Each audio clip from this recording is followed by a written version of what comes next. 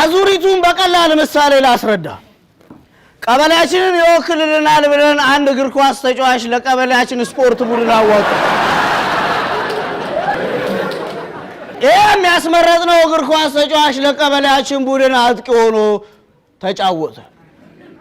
በጨዋታውም ላይ ቀበሌያችን 1-0 እየተመራ አንገታችንን ደፍተን ነበር። ባለቀ ሰዓት ለቀበሌያችን ፍጹም ቅጣት ምት ተሰጠ።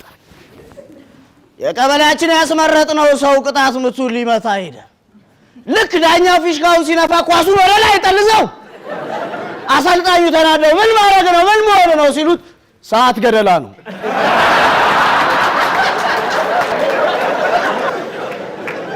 እየተመሩ ሰዓት መግደል አዙሪቱ ነው እንደዚህ የሚያደርገው።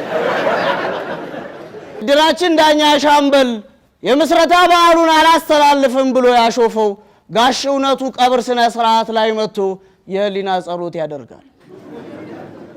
እንዴት ህሊና የሌለው ሰው የህሊና ጸሎት ያደርጋል? አህዮች የጅብን ሚስት ለቅሶ ይሰማሉ።